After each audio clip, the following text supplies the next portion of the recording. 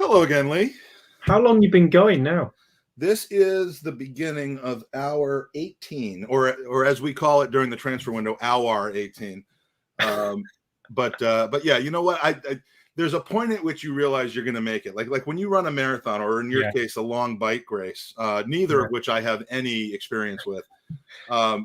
There's a point at which absolutely there's that point when you go, I'm going to do this. It's normally I normally find it just after you've gone halfway. You go, well, I've done that, so I can now. It's like getting to half time at football match.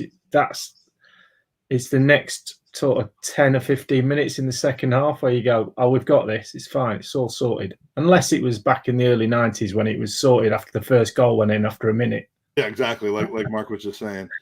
I have heard, and I actually used to. It amazes people when I tell them I used to be a footballer, and I've got Gab Marcotti to back me up on that. He was my teammate actually in London. But I was a footballer, and I was also a distance runner when I was about 8 to about 13.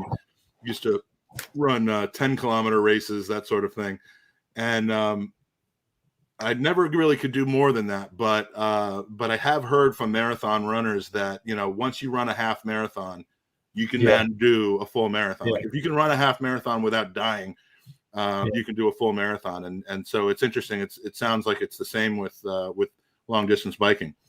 Thankfully, I'm not going to test that theory out about marathon running. My marathon days are over. You're going to need 4 new knees if you do that. But how I always ask you this at the beginning of our podcast. How are the new knees doing? Well, it's just one new knee, Mike. I didn't my left legs, because I never used my left leg. So that was like the day I was born. It's just perfect. And now my you didn't right. Use it to kick Ginola? No, I don't think I ever kicked him with my left. My right, my left being the key part of that. Yeah, I definitely wore my right out, kicking several people, and Ginola was high on the list, as you know. But the knee is absolutely amazing. I'm walking, I can walk around the golf, carrying my bag, have lunch, and then walk another 18 holes and not have any pain. It's just absolutely life-changing, to the point of, half thinking my mad side of starting to maybe have a little kick around in the 5-a-side and just, stroke a few balls through the midfield. And here come the clamors. I mean, we are looking for a new right back. Well, I've definitely got the urge to play a little bit of 5-a-side. I've got no interest in playing 11-a-side at all. I remember seeing a couple of years ago. I think I want to say Perry was involved in this, but there's like it's what Cameo is like you can pay a little bit of money and you get like a voicemail message from a famous person or something like that. There was kind of a version of that for footballers where, like, if you're having a stag do or you're a charity event or something like that, you can there's a whole like list of footballers that you could have.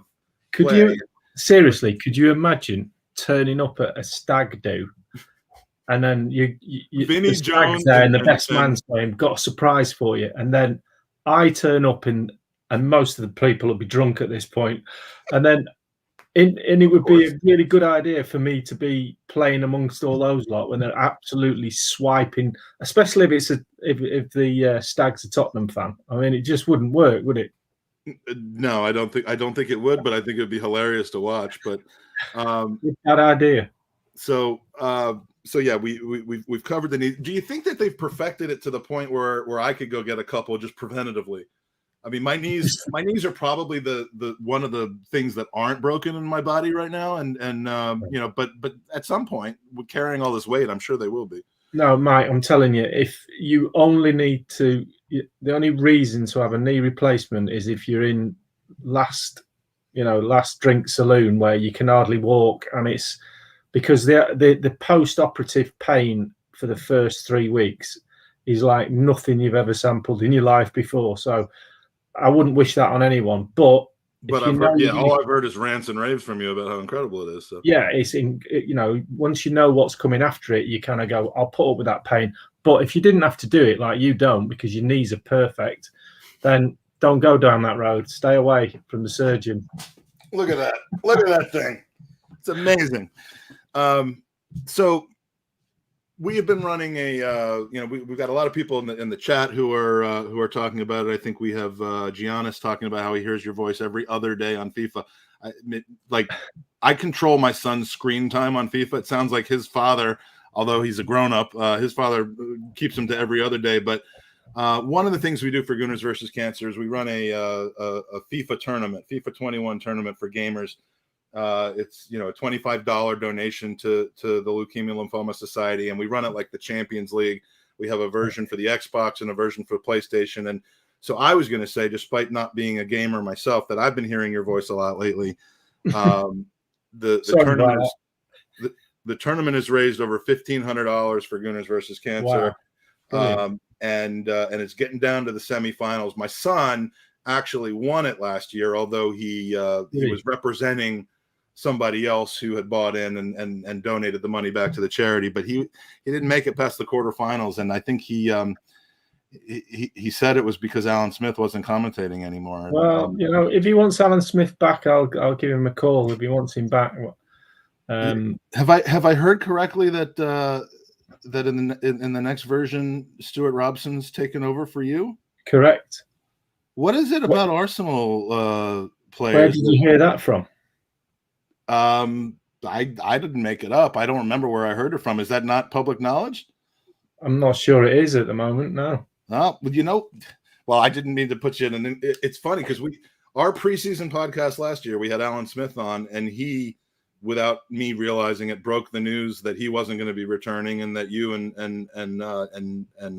Derek were going to be the primary and sole voices on it. I can do an Alan Smith and say I will not be returning into your living room next season. So exclusive, guys, and we have the potentially in about I think it's 2.5 hours from now, we have the man who's taking your job coming into the podcast, Stuart Robson himself. EA Sports just seems to love Arsenal players and ex-Gooners podcast guests or former Gooners podcast guests. Who knew? Who are they going to have on next? Is it going to be Darren? Darren. Lee, we've got your buddy Darren on. Darren, you're on mute right now, buddy. He's next. Yeah. Darren, you got to unmute your mic. You're on mute, Dazzer. At least I didn't press the block button though, did I, Mike? Yeah, Lee. About 2 hours ago, we had Arsblog and James McNicholas Gunnerblog on, and about 20 minutes into the segment, I was trying to highlight a comment that Darren made in the chat, and unfortunately, I pressed the wrong button. And I ended up blocking him, and I'm like, Darren's gonna think I don't like him anymore. It's and I instantly I reached out on Twitter and DM'd him. I'm like, that was an accident. I pressed the wrong button, and then I started crowdsourcing ideas on how to unblock him, which I finally was able to figure out. But 20 minutes of a pretty good interview, I was focused on getting Darren unblocked. So, well, it's understandable. You've been on air for about 40 hours as it is. So yeah, I mean, I haven't slept in 19 days, but I somehow pressed the wrong button. So from the Highbury squad loves you, Darren, and yeah, Mark, he won't let it go, but I deserved it. I absolutely deserved that. So, Darren, tell the story about you and Lee and how you got to know each other, because I mean it's been a joy for me in this podcasting journey that I've been on to sound like a realities TV star, to be able to talk to my heroes when I was a teenager watching Arsenal, and I know how much it means to kind of form relationships with the people that you grew up idolizing. I can only imagine it feels the same for you. Am I a fan of Lee? I don't. What made you think? What made you think that? I would say a small one. Yeah, one of my smaller fans. No, I mean I'm taking words out of his mouth. You tell me, but yeah, Darren. As you can see by the back of his wall behind him, he's probably got more photos of me than I've got myself, and he's got more shirts with the 2 on than I have, because most of mine have been given away to charity and things like that. So Except for that one that you won't give to us. That I'm still working on the one with all this. Yeah, the one that you wore on the last podcast. We got to see that again. You don't have to put it on, but Hang on, quickly. I'll show you another one. I've just got this out the.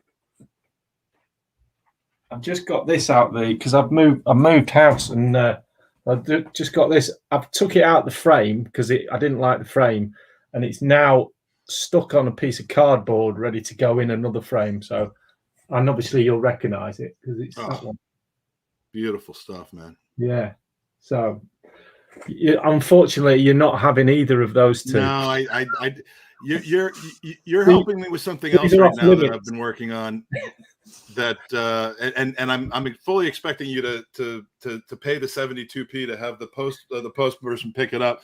But yeah, if we can get one more person involved in this, it's going to be a really special item for the raffle. And I want to thank Alan Smith for heading that up. I'm not gonna reveal what it is yet, but it's something that I believe you and Alan Smith and two others have been working on our behalf, and I appreciate it. But Darren, let's give you a chance to talk, man. So tell us your Lee Dixon origination story. Why Lee Dixon? I have no idea. No, it sort of you started picked the name out of the phone book. Because I grew up in care, as some people know, and my old social worker was a huge Arsenal fan. Like, he'll come in like wearing the shirt and everything, and he's like, "You're gonna have to watch a match." Like, at that point, I wasn't interested in football. I was like, "Oh yeah, right, whatever." And I sort of started watching it, and all of a sudden, I saw Lee just doing this bullet of a header. I was like, "Okay." Into the other team's net, right? Not. I mean, it wasn't like a. I mean, you love yourself a pretty goal. It just isn't always to the right goal. But I just remember just watching it, and like, I had a drink that went flying. His drink went flying. I was like, yeah, you know what? I'm going to support this team from then on, and it's gone downhill since. So love you really. No, and while you're on with us, I want you to. I know that you've done a couple of YouTube shows that Lee's been on. No doubt they were more enjoyable for Lee than the YouTube shows that we've done with him on. Except maybe for the one with Rebecca Lowe that we surprised her with you. That was a fun one. That was fun, wasn't it? But I want you to talk about the reason that you have the name that you have on our podcast here, the tag Dazzer the Skydiver, because what you're doing is raising awareness and obviously we are big fans of anytime somebody does something for a great cause, and you're doing something pretty out there, for more out there than a 24-hour podcast. I will say that. So tell us a little bit about it. Yeah, it was because I've always done the same thing. I've always done gamers like, well, I need to do something different. I know, let's just jump out of a plane. There's the edge. Off we go. With a parachute, though. I hope so. I mean, we don't want this to be the last charity thing that you do. But who are you supporting in your drive, and how can we make sure to? I mean, we're talking to a lot of generous people right now. Hopefully, they'll continue to be generous. But for whom are you raising funds and awareness for? Well, there's two, because I couldn't pick just the one. Obviously, one is for Willow Foundation, which is obviously the same sort of thing as Gooner vs. Cancer. They help out people with severe illnesses. Willow is Bob Wilson's charity, right? Yeah. And the other one, which I think Lee will probably know the organisation, and that is the York Dance Project. So. Yeah, that's my wife's charity. That she's got a dance company, but part of the charitable side of the dance company is that they got put on workshops in schools in deprived areas of London, especially putting on workshops mainly connected to getting the kids to talk about what's going on for them. It's a mental health thing, but surrounded by bullying in schools and trying to encourage them to come out of themselves a little bit through movement. So the dance is a very big part of that, and it's amazing how it kind of pulls down the barriers between kids at school, and so she set that up quite a while ago. And Darren's been really kind before. He's done stuff before, charitable donations, etc. So he is a big supporter of that, and me and Yolanda thank you for that. And obviously connected to the Willow Foundation, which I'm an ambassador for as well. So the two charities couldn't be closer to my heart, really. So the fact that Darren's going to jump out of a plane for that cause is astonishing and very brave. And I'm sure, once he's done that, and I know Darren will have some fears and trepidation about that, but the fact that he's taking that on board, and the fact that we're all listening to that, we all want you to gain the strength from us, and the Arsenal family will be firmly behind you. And it'll probably actually be underneath you. Yeah. Everyone I know who's jumped out of a plane, and I'm not going to join you, by the way.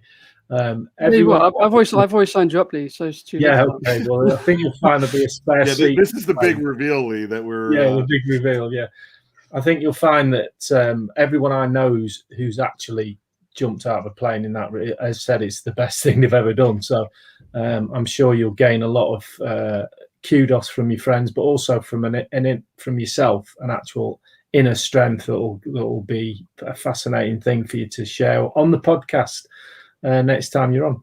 See, I think the thing that fears me is because obviously not so long ago I broke my ankle, which that's I can't play football for a while still.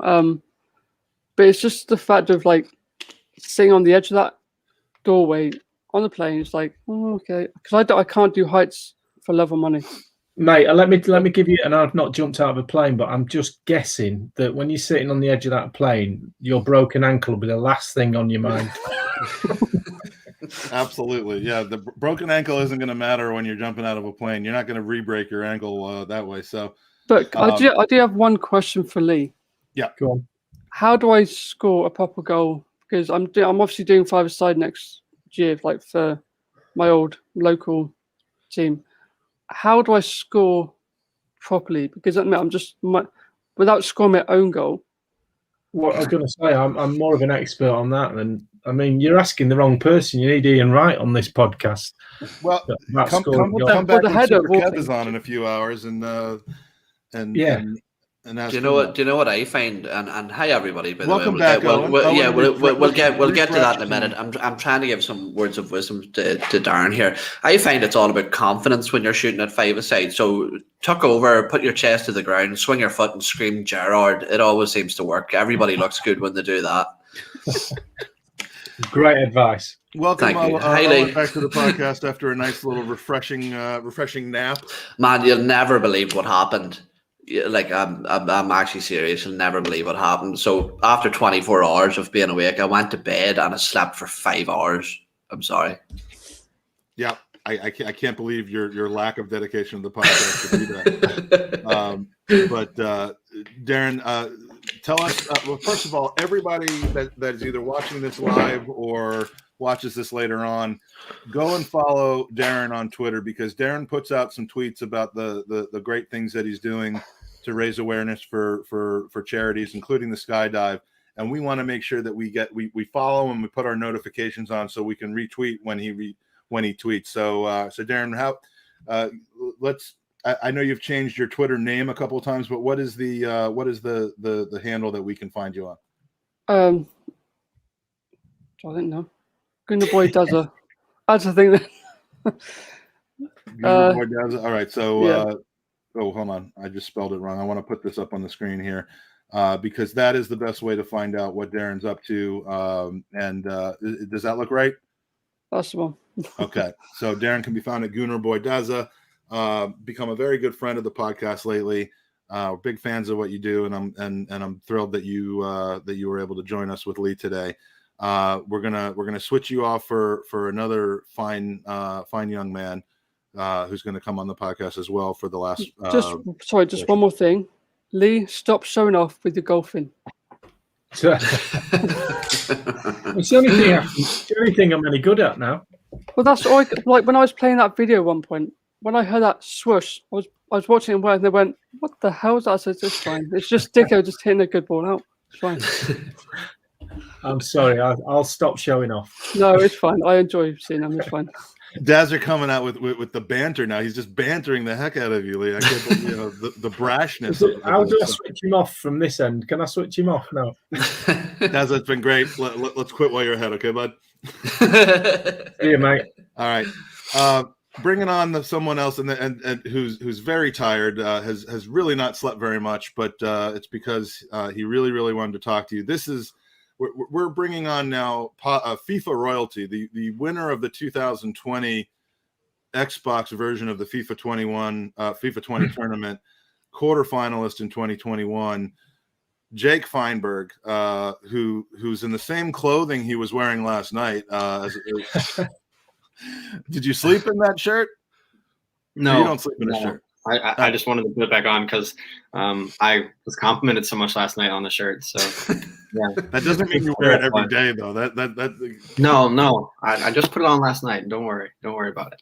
But, so Jake, literally, how big of a part of your life is Lee Dixon in this day and age? I mean, I guess from a parental control standpoint, the answer is as big as I let him be. Is that accurate? Yeah. Whenever I play the game, it's a lot of people don't listen to the commentary anymore. They turn it off and they put music on for some reason. I'm always like, why wouldn't you listen to it? I get to listen to Arsenal Legends every time I play the game. But yeah, I love it. I don't know why everybody turns it off. Maybe it's because whenever they get scored on, then they feel like they're getting made fun of or something. I don't know. My favorite thing about that, and it's on topic. I'm going to play a clip. I hope it's no more than a minute or so. But from one of your recent appearances on our podcast, Lee, talking about exactly that, about turning down the volume on FIFA. Because I don't play the game. Right. I kind of the only feedback I get is from my is from relatives and friends. Whereas I know Derek just sits at home and plays the game 24/7. He's constantly packing. Do you know what he does? Yeah. He plays it with the sound down and commentates over it again. He does. That was so funny. He turns the sound down on himself so that he can hear himself better. And then he records both of them and sees whether, and I guarantee it'll be exactly the same on both of them. Oh man, no, that was funny. So what happened, Jake? I mean, you lost in the 265th minute of a two-legged match that ended up going to a third because it was still level against one of your best friends who's moved on to the finals now. Did Lee not encourage you enough to rise above? I mean, how is that possible? We ended up getting to an Arsenal tiebreaker as well, Lee. And for some reason, well, maybe it's because I had to use Bellerin instead of you at right back. But, I mean, there's your first mistake. Game changer, that is. It's a game what my changer. 17, almost 18-year-old son has just done is, number one, made a witty comment. Number two, he's just done a callback of John's comment in the chat, who John either does or accidentally brought up a subject that I know firsthand you have strong opinions on based on hearing you, not live streaming you when no one knew that they were live streaming you, but you know, I've heard you talk about Hector Bellerin in our current right back situation. So John, who was on the podcast earlier with us, is a good question. So Jake, you brought up Hector Bellerin. Lee, has your opinion changed in the last 3 years since I heard you at the Arsenal Supporters Trust talking about Hector? I mean, I was a big fan. I think he had, obviously if you go back to when he broke into the side, I spoke to Steve Bold at that time, and God knows how many years ago that was. I can't even remember.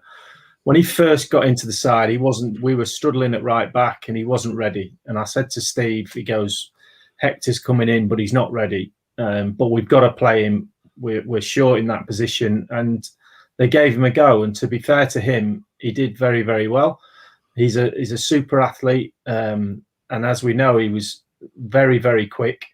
That was and I say this about all fullbacks, and I wasn't particularly slow. I mean, I was reasonably quick as a fullback, but I wasn't lightning quick like he. What was your pace number? Were you 79 pace or 83 pace? I have no clue what you're talking about. I knew that was going to be your answer. Is that some sort of FIFA thing or what? Yeah. I don't. Well, what would Walker be now? Pace. Kyle Walker, he's like 93. So if he's 93, I would be 46. If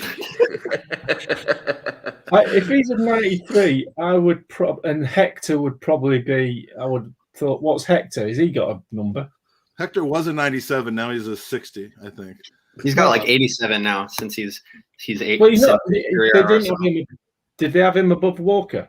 Was he at one point they did, yeah. But since he's been at Arsenal, he's gone down quite a bit, actually. Well, he obviously the injury that he got is something that can slow you down. I know Mark Overmars had 2 cruciates and was faster after his operations than he was before them. So I mean, he had literally knees that were made in the operating theatre, and he was lightning quick. Anyway, we're getting away from it. So when he got into the side, he was very quick. He used his pace to get himself into positions where he was out of position, and he'd recovery runs, etc. He was reasonably good with the ball. He's never been brilliant with the ball in my book. His distribution is okay. He's a feeder. He's not particularly a creator. Crossings up, I haven't really got an opinion on his crossing, which says everything about it. But there was always potential for him to turn into a very, very good fullback based on his athletic style, and with the right coaching, with the right centre back next to him, which is very important as well. You can't, it's easy to build a positional strength if you've got somebody next to you who, one, you trust and one you get on with, and you also understand his game, and equally the guy in front of you. So as a fullback, you want somebody playing on the right, and your right side is centre back to have it becomes a 3. If you look at me, Martin,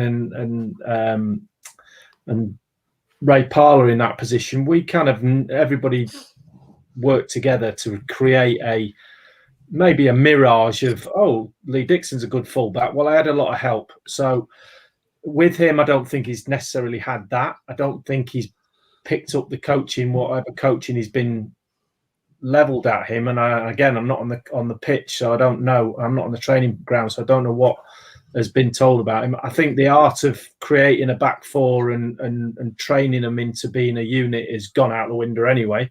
So he's not particularly had an awful lot of help in that department. So then it's left up to the player. And the fact that we're talking about him leaving and not being, I've only got the experience of going to Arsenal as a 23, 24-year-old and being there for 15 years. And the reason I stayed there that long was because I understood my job, and I made sure that I was the best at my job I possibly could be. And there was better fullbacks out there there's lots of better fullbacks out there than me in my era. But I managed to, with George's help, create something that was bigger than me, and I got the benefit of that. Take me out of that team and put me in another team at another club, and I perhaps wouldn't have been as good elsewhere, because the sum of the parts was bigger than the individual. So Hector's never had that. So if he'd have been put in George Graham's team like I was, he could. George Graham would have said, "Take that stupid hat off and play football." He just brushed his moustache off. If George Graham was our podcast coach right now, he would have had no patience for this bullshit. No, what I was going to ask you, Lee, is something that, as you mentioned there, I think he came in when Debussy got a bad injury, and Debussy was actually on fire that season. He was looking like an absolutely fantastic signing. But I think that in many ways that Hector Bellerin is just a victim of lack of competition in that position, and it isn't for a lack of trying to give him competition. We've seen Arsenal sign some right backs over the years, unfortunately, that just haven't really worked out. How important was it for you throughout your career to sort of, in the early stages of career, to have that sort of fight to get into the position, and then once you had gotten that position, to have someone coming in behind you, snapping at your heels? Well, my biggest fight that I had in the team the whole 15 years was against myself, because I always had it in me. It was a trait of mine to go, waiting for the tap on the shoulder and the competition winner's got to come off the pitch now. You've had your 5 minutes of playing for Arsenal. Now you've got to go back to where you've come from. So I was always, it could end at any moment. Now, if you look at the people who, when I got in the side, I was taking over from Michael Thomas, who was filling in. He wasn't a fullback, he was filling in at the time. And Viv Anderson was the one that was before me that was like, right, we need to fill this space. And we haven't really got anybody. Michael, you go and do that. And then George sort of went, right, this is the one for me to come in. But I never felt like, oh, I'm here for 15 years now. I can just, I always felt, I've got to play well and I've got to do my job in order to stay in this side. Now, the competition after that wasn't particularly fierce. George was fierce, and he would, he'd put anybody in if somebody wasn't playing well, but he didn't have we weren't blessed with right backs throughout all my career. Now, that might have been a little bit of kind of reliance of me, because I never got injured, very rarely got injured. My form, I wasn't an up and down fullback. I didn't get 10 out of 10, 4 out of 10. I was kind of like 7 every week. There was loads of people who were getting 8s and 9s. And my philosophy when I was playing was, if I can churn a 7 out and get on the team sheet next week, that'll do me. That's my philosophy. So you didn't get big. There was a period in the early 90s maybe where I went through quite a bad spell of form, and that coincided with us not being particularly competitive in the league. And I got a bit of stick from the terracing, and it was like, wow, I've got to dig in here, because this could be terminal. It was like, right, so how do I get through this? And there was, I'd get the ball and I'd shank one into the North Bank, and the crowd would be like, oh, I could hear them. And I was going, and I talked to Tony Adams, and I talked to other people who'd been through, or, Tony's had a huge amount of stick more so with England. And you talk your way through it and go, but I was strong. I was a very strong character, mentally strong. I just went, you're in the stand booing me. I'm on the pitch playing, doing what you want to do. So I'm in the best position here. So you can boo me all you want. I'm not going anywhere. The only person who's going to make me go somewhere is George Graham or Arsene Wenger. And if they pick someone else, then fair dues. But it didn't really happen. So I saw a few, there was Craig McKernan came from Grimsby or Notts County, wherever he came from, and kind of, I was like, this young lad's coming. I could see a bit of myself in him, and I was like, right, I've got to sort him out in training. He's going to get a clump in training because he's trying to get my position. We actually became good friends, me and him. And then, Pal Lyderson came, but you name the other fullbacks who were after my spot. There wasn't that many. And I think that was a reliance. And I could quite easily probably gone to that place of complacency and lost my place. Mm-hmm. If I didn't have it in me. So it was more of a me thing than being pressured from below. With Hector, I think you might be right in as much as he hasn't had an awful lot of competition. And is it in him to be, to drive himself and think he's not going to be in the team every week? I think he's a different character. I think he's quite happy, not quite happy to. I think he probably wants to be better, but he seems to have a lot going on in his life. Mm-hmm. I don't know whether, and it'd be wrong of me. He's just creeping in. Yeah, it's wrong of me to judge him because I don't know him. Modern day footballers have lots of things in their lives now, and you can quite easily go, he should be doing this, he should be doing that. But football has to be the most important thing in your life. Otherwise, you can be the victim of people saying you're doing things wrong. You've got to do it. I know that documentary he did about his recovery from the ACL was seen as very self-serving and highly dramatic about something that when you're an athlete you're supposed to do. You're not supposed to be lionized for it. And I know that rubbed. I didn't watch it, but I think Andy didn't take kindly to that because he was like, get over yourself. But Yeah. We've got a lot of really good questions from the chat, and I'm going to try to knock those down as soon as I get my own question answered here, which is we talked earlier in this podcast-a-thon about one club players, and we were speculating, when it comes to Hale End guys like ESR and Smith Rowe, is it possible in this day and age for a guy who breaks in like those guys at age 19 or age 20? I mean, it's amazing. Those kids are 2 years, 1.5 years, 2 years older than my son. I mean, it's crazy, but same level of maturity as well, Jake, right? I know you weren't a one club player, but you kind of seemed like one, because by the time you got here from Stoke and got out of the car and went begging back to George Graham for your wage packet, then really from that point on, you're what, second highest in all-time games played? Fourth, Mike. Fourth, okay.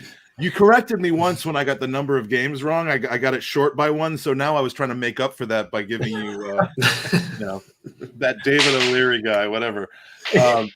But I mean, what's the question? You weren't a one club man, but do you see that ever happening again? Can someone get to a retirement age of 33, 34, 35 and just really be with one club the entirety of his career anymore? No. Next question. Because of the MLS? No, yeah.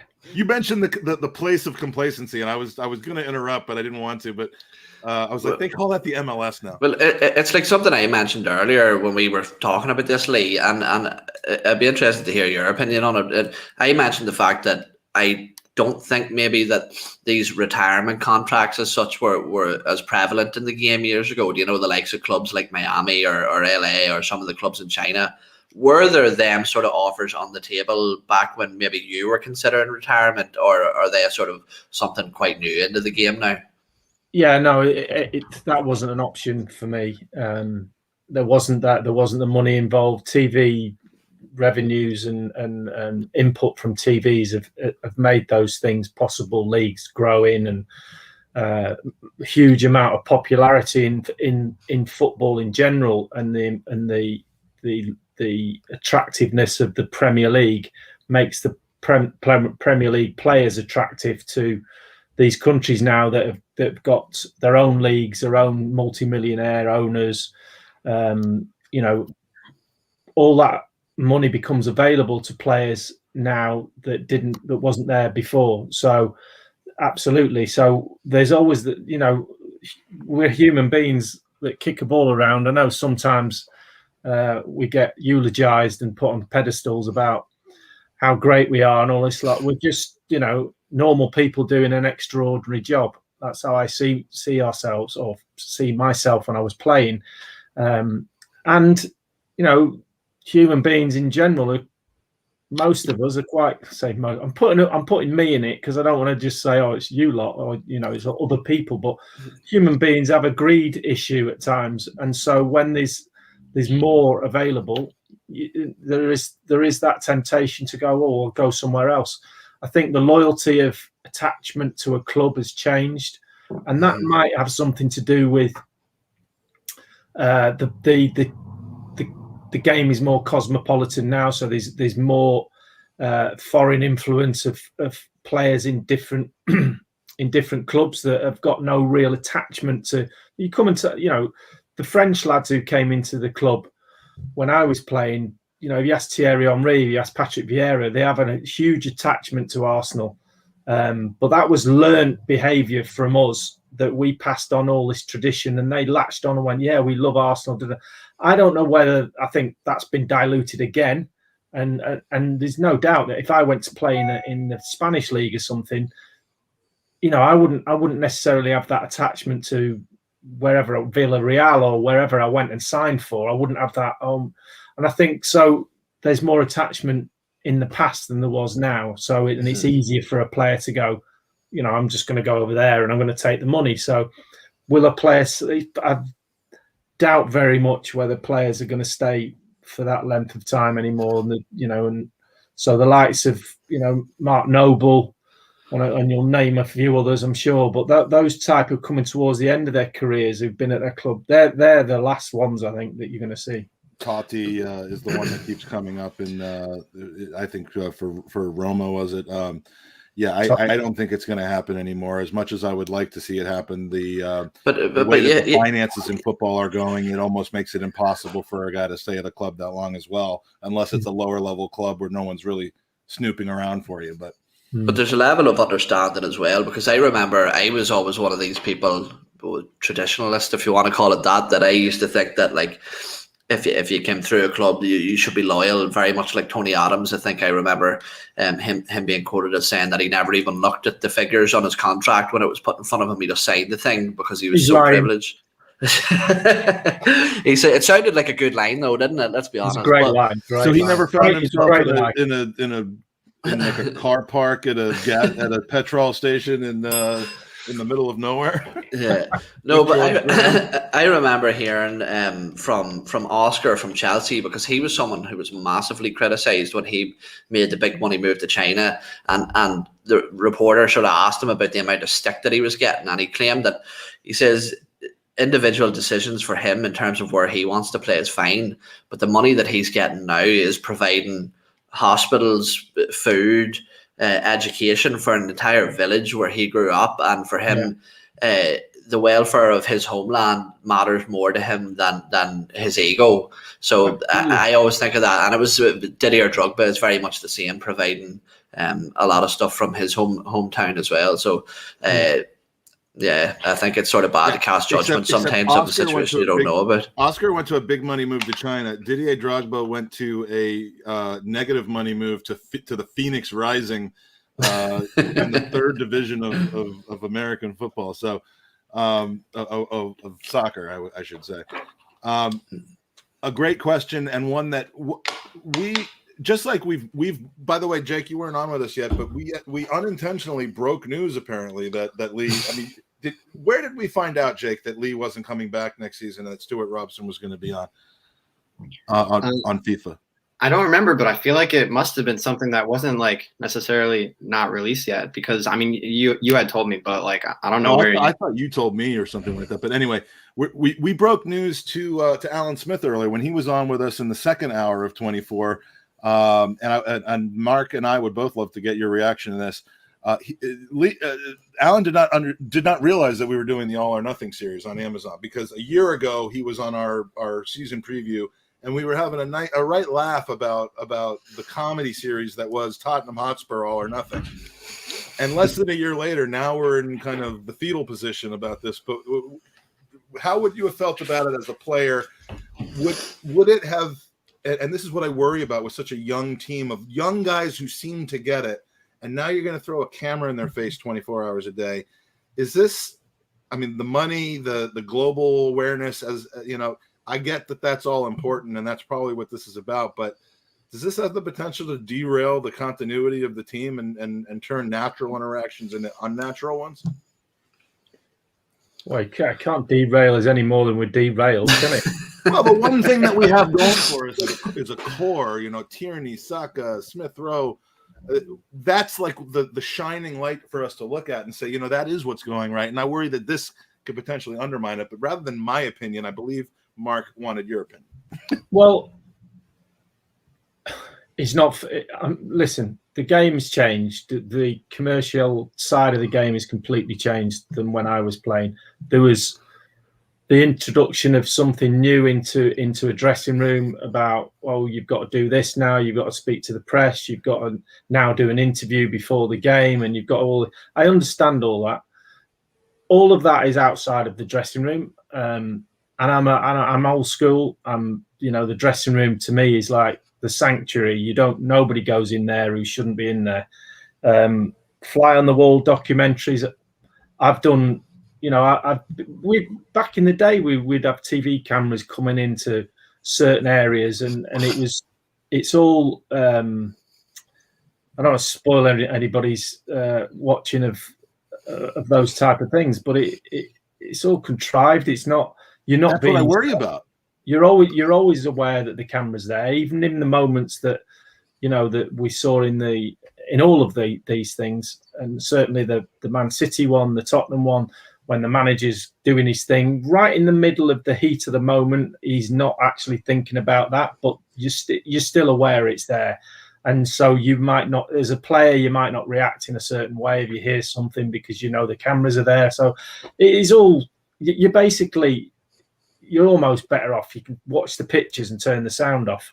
It's that type of, you can't, what you're seeing is probably true, but what you're hearing is different. And I would not, for a team, the way I look at it, and obviously City did one, so it's slightly different in that respect. But as a player, I think we should start doing stuff like that if we're 8th or 9th in the league, because if you're really, really going to be competitive in any sport, the fact that you've got a camera shoved in your face can only distract you. It can't help you.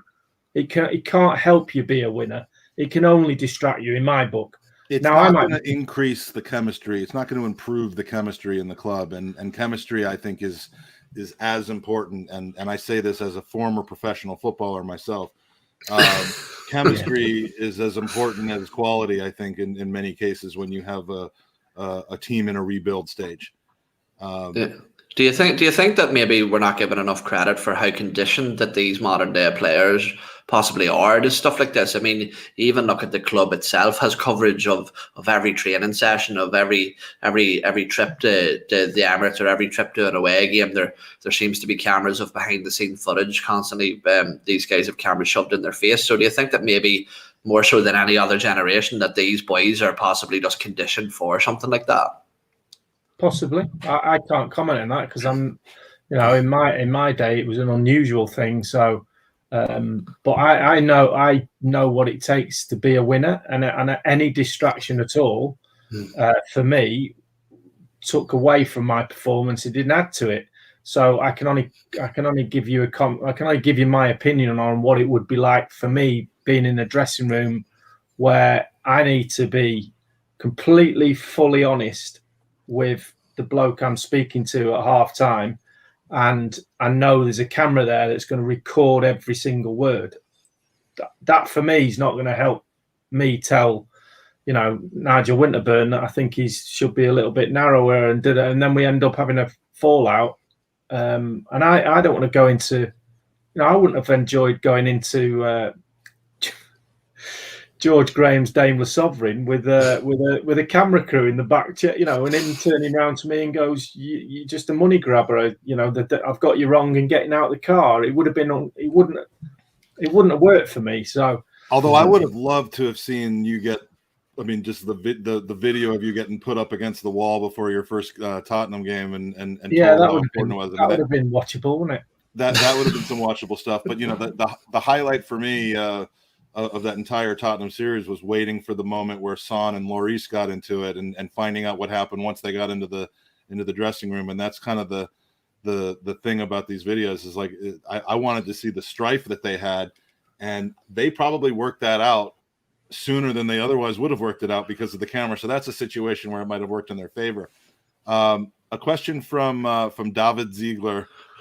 Is Ainsley Maitland now is going to look back later in life and regret not leaning into his opportunities at right back, right wing back, and you could probably apply that to the previous generation, to Alex Oxlade-Chamberlain, but Lee, does he have too high of an opinion of his right to play exactly where he wants to play, and will he regret this?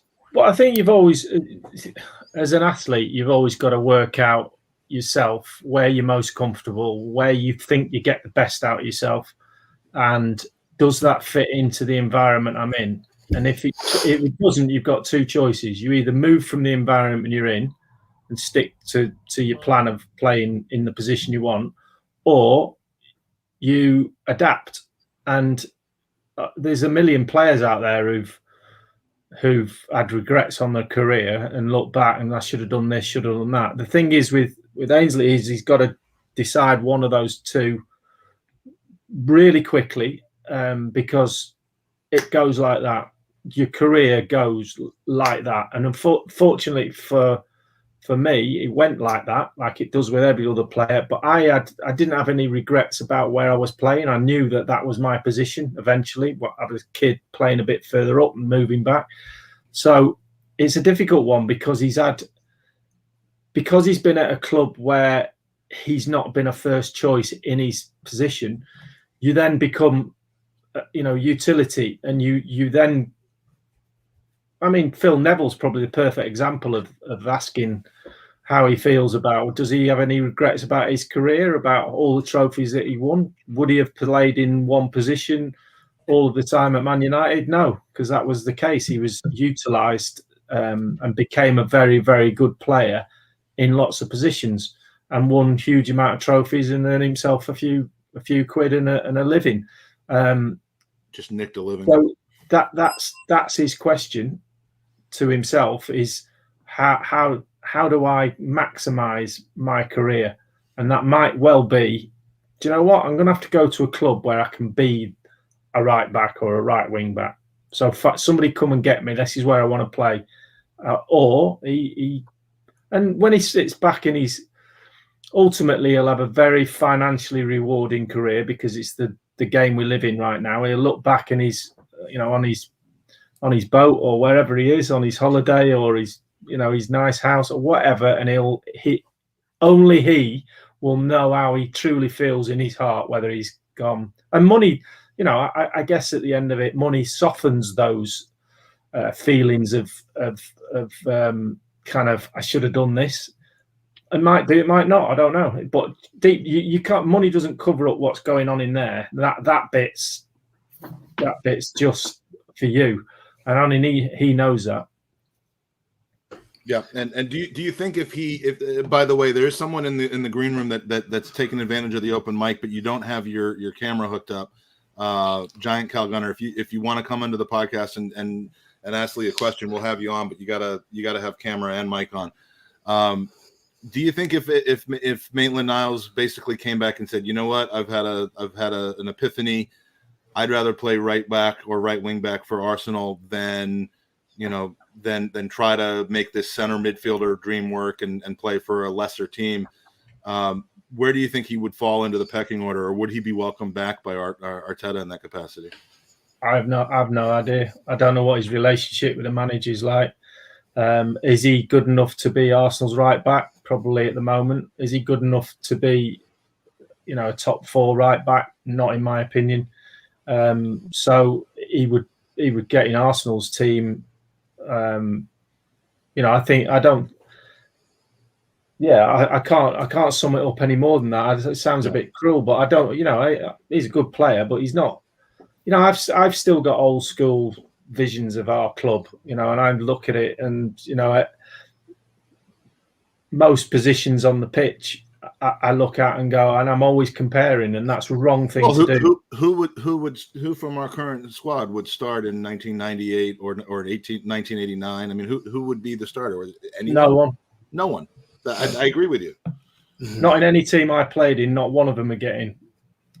And that includes 96, 97, or I guess in the Bruce Rioch years in 95. No, sorry, that's a wrong statement, because probably you would have got in at right back in the early 1993 season. So it's ahead of me. So the teams that were successful I played in, none of them would get in that.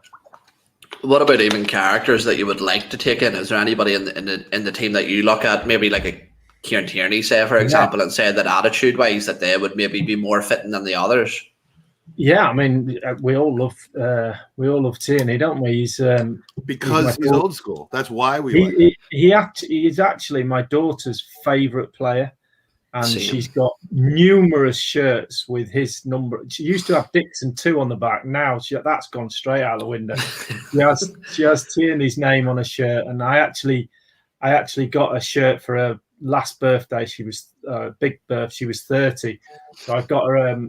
Her boyfriend got her a Tierney shirt for a fiance now for her birthday, and I didn't know this. I just knew she had a Tierney shirt, and I was like, "Oh, do you know what I'm going to do for a 30th?" So I got one of Tierney's shirts and got him to sign it, and I gave it to her for her birthday. And her fiance went, what are you doing? You've absolutely killed me.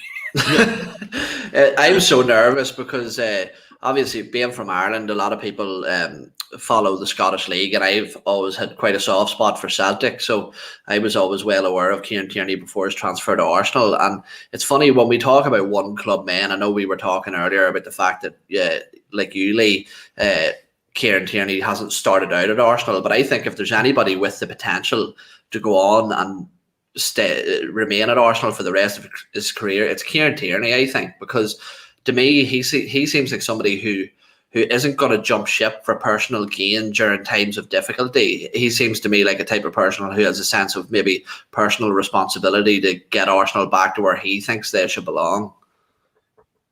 Yeah, I agree with you absolutely. In as much as I think you're right in that side of his character, but in 3 years' time, if we're still in a position, because this is a big rebuild job, in 3 years' time we're still finishing 8th and 9th, he might go, do you know what? It's time for me to go and win the Premier League, and he goes somewhere else. So that's, and I sound like the big doom and gloom man, but I'm just, it's not my job to sit here and flower the club with opinions that are not what I'm feeling, and it's been I like Ben White. I was a big advocate for him to sign at the club. I think he could go on to be a really top class centre back, so that's a really good signing. They look at the side in pre-season, and I'm not a massive fan of pre-seasons anyway. I think you can draw too many wrong conclusions from results and performances. More so the results, you forget the results, it doesn't really matter. Performances matter a little bit, but it's still building up to a season. But I haven't really seen enough in close season. You normally see the few sprouts of productivity and a few, that looks quite good, and it doesn't look that different at the moment for me. So, and everyone else has been quite active, certainly at the top in the transfer window. So I'm a little bit worried at the moment about our ability to go from 8th upwards. So it's going to take time. We knew that, but we have to see, the sprouts of recovery somewhere. See, the last time you were on the podcast, Lee, I asked you an absolutely horrifically worded question about a realistic blank checkbook, and let's actually go back. It's a bit of a stupid sort of bland question, but I'm interested to hear if you were in Mikel Arteta and Edu's shoes and you were sort of handed the blank checkbook within the realms of possibility, what within the sort of realms of reality, that's not a blank checkbook, is it? No. Well, so you've contradicted yourself there. But it's a blank KSE checkbook. There's limits, man.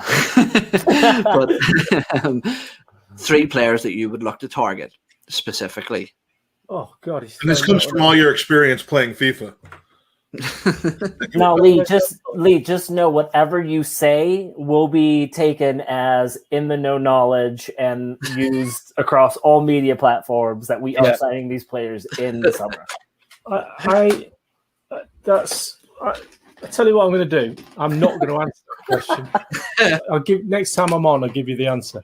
Okay. Because I need to assess the team a little bit more and then work out with your blank checkbook, not blank checkbook scenario. There is a downside to not answering the question, and that is I have the control over the banners. So I don't even know what that means. A blank checkbook, but within the realms of reality. You absolutely stole my soul. No, but here, let me phrase this question. First and last appearance on the podcast before. Yeah, that's it. It made me lose my job. I took a 50% wage cut after that. No, but let me rephrase that question now to you and make it a bit more of a fair question, or something I think is a bit more of a fair question. Is there anybody that you have seen links to with Arsenal, with countless players, Bernardo Silva, Yves Bissouma, Martinez? Is there anybody that you have seen linked with Arsenal at the moment that you're sort of upset that they haven't maybe taken full advantage of and getting them in this transfer window? I like Maddison. Mm-hmm. He's I've always liked him. I would have, going back to your blank checkbook, the players that all excite us, that I'm not suggesting that we can go out and buy Harry Kane, but I think centre forward is a position that is still relatively unknown how we're going to do up there. If Aubameyang goes back to his former self, Lacazette's always going to give you something, but is that enough? Again, we're in that position, but we're not going to get Harry Kane. But I'm a massive fan of Jack Grealish. We'd love to see him at the Emirates, but that's not going to happen. But Maddison's a step down from that, and I think. But is he going to leave? Is he going to leave where he's at to come to Arsenal? I mean, we're talking about. Jamie Vardy turned us down a few years ago, and that shocked me to the core at the time. I was like, "What's he?" That was a sea change in the power structure of the Premier League. What's that? That was like a sea change to the power. That was a kick in the balls, saying, "You know what? We're not as attractive a project as Leicester is right now." Well, that was the start of it, and now if you go down a few years later to where we're at now, and you think about Maddison moving to Arsenal and him going, I'm not saying he's saying that, but I'm saying if he doesn't come, people and pundits and people have been talking about that in the last week or so. About, do you see that as a backward step, a sideward step for him? And that's where we're at as a club at the moment. The likes of we've been turned down a few years ago by Vardy, and now it has been said, Lee, that Maddison's camp is more interested in moving him to Arsenal than Arsenal are in buying him. I know James McNicholas had said that, and I mean the rumors about him are true, but not necessarily because the club is desperate to get him, but rather, and maybe our next guest can shed some light on this. But who's our next guest? Our next guest, we'll do a crossover. James Benge, James of CBS Sports, and Jake, I'm going to let you go, buddy. I'm just going to ask Lee one question before I go, if possible. Okay. So, can he be your dad? Is that the question? It's actually a FIFA related question, but something that was asked of Alan yesterday about his the commentating on FIFA was that there was a lot of things that were obviously on a script and stuff, but there was also some like personality element into it as well. There's this one line that you have on FIFA when you say it's a double bubble, Derek. Was that something that you did, or was that something that was on a script? Because that's probably my favorite line in FIFA. So it was very late in the day. The script had already gone up in the air. You were doing a 24-hour FIFA-thon. Every day in FIFA recordings, like what you've just done, that it's like, they're brutal. The days in the studio are brutal. And no, it's double bubble, but Derek was my...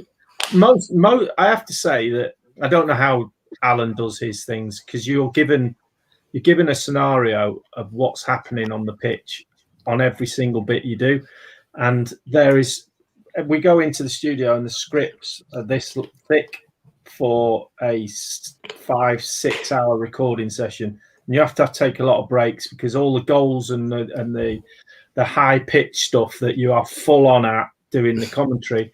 You have to do 100 of them. So your voice is absolutely broken to pieces. So you have to take lots of gaps.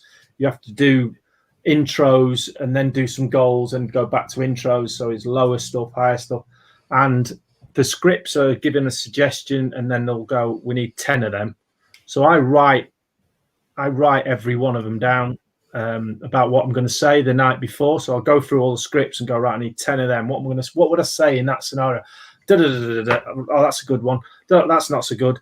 And I think that double bubble, Derek, was I think that was late in the day one day, and I was like, how many more have we got to do? And we need another 5 of them, and then you can go home. It was one of them. I was like, right, it's a double bubble, Derek. And that was threw the script down and walked out the studio. So I think that was the drop the mic moment. You're just like, yeah, I can't top that.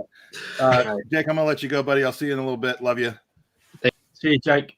And James, we're doing a crossover now. We have just entered our 19 or hour 19 of 24 of the podcast. We're going to make it the last thing we're going to do before we finish the changeover. And Lee, thank you so much for spending the last hour with us. Pleasure. if it's okay with you, I'd like to give away, one of the. I mean, I'm always asking you for stuff, but you get so much joy from Arsenal supporters of getting those signed shirts from you, and so part of what we're doing today is when we have an ex-Arsenal legend on like yourself. Alan did it earlier in the podcast. Super Kev's going to do it later in the podcast. We're giving away a personally signed shirt from Lee Dixon, and first, I just want to share that, the reason that we're doing this, of course, is to raise money for the Leukemia Lymphoma Society. And so far, in the hours leading up to the podcast and the hours that we've been on the podcast, we are at $4,602 raised out of our goal of $5,000 from just this podcast event. I'd say we're closer to $15,000 for the entire summer, which is great. Wow. Already. And our goal for today is $5,000. We're slowing down because a lot of the people that are watching have already donated, but we need to get to that goal of 5,000. So if you're in the draft in the raffle right now, you are eligible to win this kit, and we're gonna draw for it right now. Do you have a minute just to do that real quick, Lee? Yeah. Okay. So let me go to the randomizer here, because we're very transparent with our drawings, and we're gonna go to the drawing here. Let's see. All right, and the winner of the signed Lee Dixon retro shirt is Nick Canning. Nick Canning coming in with a massive donation last night, and Nick has won his third and final prize. He's got a Fees Tees 89 shirt, that 89 shirt that you know about, Lee. He's got a Gooners versus Cancer shirt, and he now has a signed Lee Dixon retro shirt. And Nick, thank you for your generosity, for your donation, and congratulations on taking home one of the premier prizes that we're offering today. So, Lee, I can't thank you enough. Your dedication to my we say in Yiddish that I've become kind of a chazer, which means like a guy who's just constantly asking for stuff all the time, and I hate to be that guy. I've got a different name for you in this household.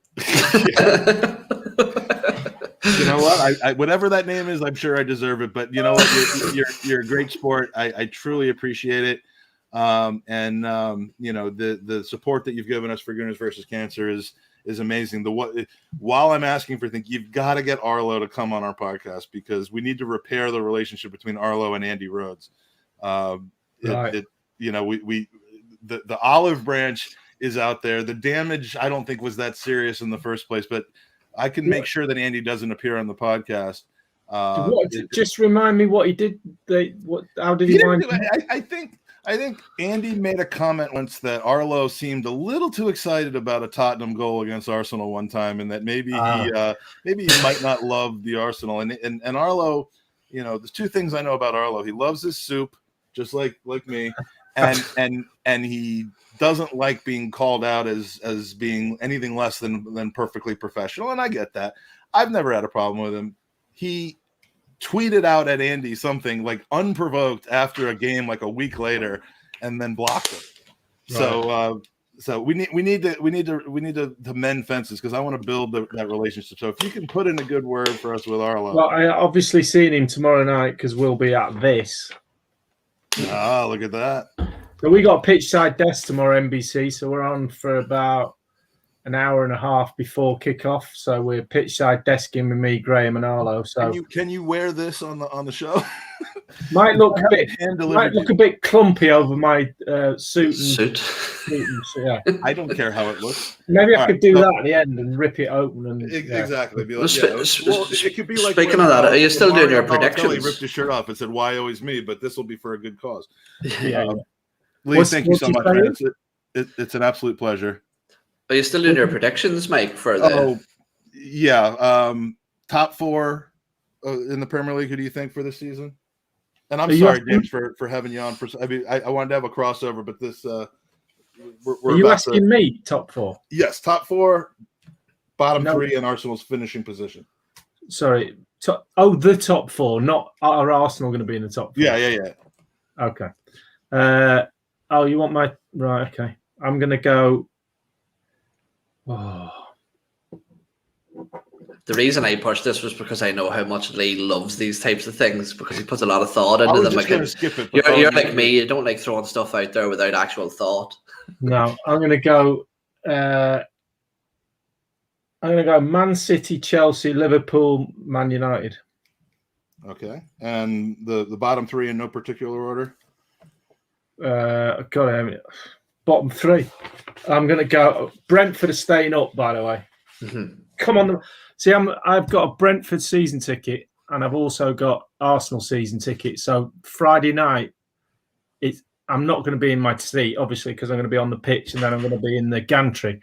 So obviously, my loyalty is with Arsenal, but I tell you, the mighty bees. Apart from Friday I'd like night, to see them stay up. I don't want to see them get a fast start though. No, they're staying up. But Norwich down.